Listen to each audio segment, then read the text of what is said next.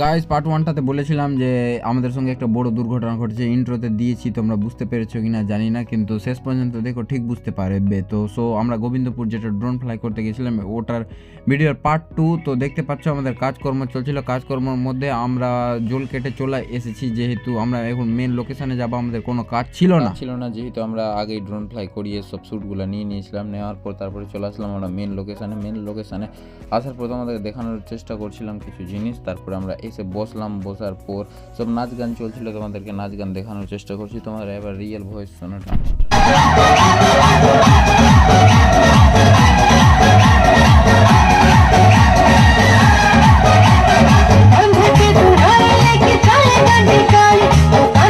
Guys কপিরাইটের জন্য ডান্সটা বেশিক্ষণ দিতে পারলাম না, কিন্তু তোমরা যা দেখে এনজয় করতে পেলে তাদের মধ্যে একটা জিনিস নোটিস করো, তোমরা নোটিস করো, আমাকে কমেন্ট করো তোমরা এখানে কিছু দেখতে পাচ্ছ কিনা।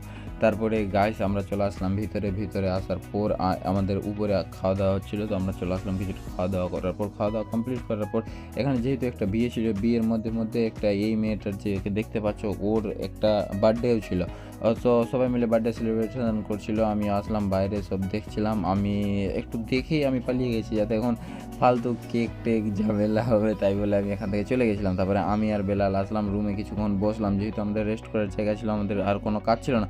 আমাদের লাস্ট কাজ ছিল বরযাত্রী যখন আসতো তখন, তো আমরা বাইরে আসলাম যে দেখলাম যে বরযাত্রী কখন আসবে এটা ওটা। তারপরে আমরা ভিতরে আসলাম যেখানে স্টেজ হয়েছিল, স্টেজে সব ফটোশ্যুট চলছিল। দেখতে পাচ্ছ আজকে এই ভাইটা ইউজ করছিল, তোমার যেটা ক্যামেরার নাম জানি না, কিন্তু আমি টিনের ডাব্বা বলি এইটুকুটাই। তারপরে আমরা উপরে আসলাম, উপরে আসার পর বরযাত্রী চলে আসলো শুনতে পেলাম, তো আমরা ড্রোনটা বের করলাম, ড্রোন বের করে আমরা ড্রোন ফ্লাই করলাম। আর যেহেতু আমরা ড্রোনের শ্যুট নিতে পারিনি, কারণ আমি যে মোবাইলে তোমার গিয়ে ড্রোন ফ্লাই করি ওটাতেই তো আমি ক্যামেরা করি না, তাই বলে আমি করতে পেলাম না। সব ডান্স ফান্স চলছিল, আমি ড্রোনটা আমি নিজের গুটিয়ে নেবে পারছিল। গাইজ বাড়ি যাওয়ার পালা। এবার তোমাদেরকে বলেছি একটা কুঘটনা ঘটেছে আমার সঙ্গে বাড়ি যাওয়ার সময়, যে কুঘটনা ঘটেছে তোমাদেরকে এখন দেখাবো আমি এই ব্লগটার মাধ্যম দিয়ে।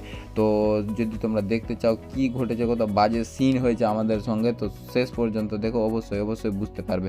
সো এখানে নাচ গান চলছিল, নাচ গানের মধ্যে দিয়ে তারপরে আমরা বেরিয়ে যাব বাড়ির উদ্দেশ্যে, যেহেতু রোড জাম ছিল। তো আমি বের করেছিলাম তখন থেকে গাড়ি, তারপরে বের করলাম, আমি ঠান্ডার জামা টামা পরলাম যাতে ঠান্ডা না লাগে।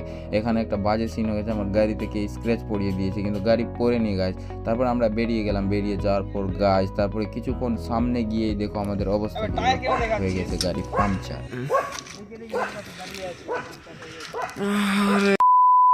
দেখো গাইস শুনশান গাইস, এখানে একটা মন্দির আর কিছু না, এখানে একটা আছে পোল্ট্রি ফার্ম। অ্যান্ড সামনে তো দূর থেকে কোনো বাড়ি দেখতে পাচ্ছি না, এটা একটা বাড়ি আছে অবশ্যই, মানুষ থাকে না জানা নাই। আর সামনে রাস্তাতে না কোনো গাড়ি আসে না কোনো আসে। আমি যদি একা থাকতাম তো আমার গাঁট শুকে যেত, ভাগ্য ভালো যে বেলাল আছে। তো দেখতে পাচ্ছ দূর অবধি কিছু দেখা যাচ্ছে না, যত দূর অবধি লাইট যাচ্ছে অত দূর অবধি দেখা যাচ্ছে। এখন কি করব, আমাদের এখন গাড়ি হয়ে গেছে পাংচার।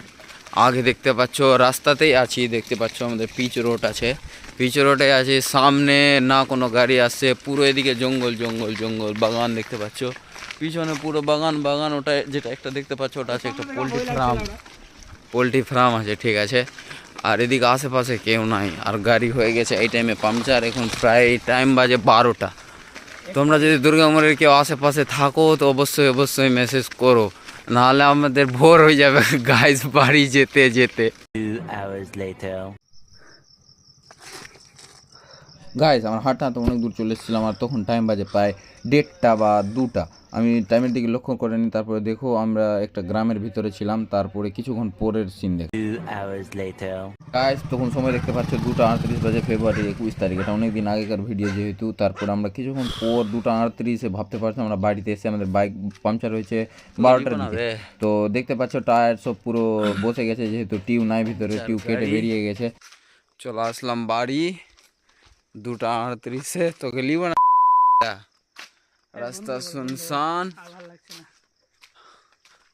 আমার রাত ফটো গাদা ফিরতে আর রাস্তা হেল্প করলো আজকে আমাদের কালবা, মুখ দেখানে সালা কালবা হেল্প করেছে, কালবা নিয়ে গেছিল আজকে গালা আমার আনোয়ার 5 কে নিয়ে যায়নি। ঠিক আছে গাইস গাড় ফেটে অবস্থা খারাপ। সো দেখা হবে তোমাদের সঙ্গে আবার পরে। গাড়িটা এখন বাড়ির ভিতরে ভরি। So tata bye bye.